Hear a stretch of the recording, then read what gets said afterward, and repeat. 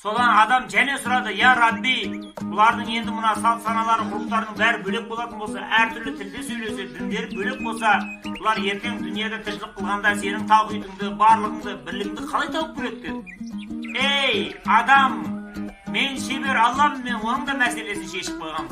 Бұлар дүнияға барған кезде жүректерінің түбіне мен ар мен ұяттың тұқымын егіп жіберем. Кім мына дүнияда тіршілігін бастаған кезінде ардың әмірін тыңдап, ұятының жетегінде жүретін болса, сол құлым жаңылыспайды да, шатаспайды да, адаспайды да, менің тауқидымды, барлығымды, бірлігімді аман есен тауып келеді. Сонда сұрады адам: "Ей, жаратушы ием, сенің алдыңда ең қайырлы, ардақты құлдарың кімдер?" деді. Сонда айтты: "Менің алдымда мынау нәсілдеріне қарап адам адамнан артық бола алмайды. Ақ нәсілді, мына қара нәсілден, яки болмаса қара нәсіл ақтан, Жапон Қытайдан, орыс қазақтан, қазақ өзбектен, өзбек қырғыздан артық болмайды.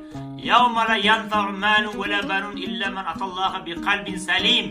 Ертең сондай бастарыңа күн туады. Ол күнді қатын бала шағадан, мына шығарған танктарынан, осы үстеріңе жабылған шапаннан, мінгізілген аттан пайда жоқ. Кім жүрегіндегі ар ұятына дақ түсірмей маған таза жүрекпен келетін болса, әне сол құлдарым ардақты болады. Ей адам, сен ұрпағыңа өсиет қыл, олар тек қана ар ұяттың жетегінде жүрсін деп айтты. Содан адам пайғамбар жерге түскеннен кейін ұрпақтарын, бала шағаларын бәрін отырғызып қойды да айтты: "Сендер де ұрпақтарыңа осылай өсиет қылыңдар. Дүнияға келген балаларың өле-өлгенше ар мен ұяттың жетегінде жүрсін, арларына дақ түсірмесін" деп айтты. Әне ескілерден жеткен бұрынғы әңгіме сөйлейді.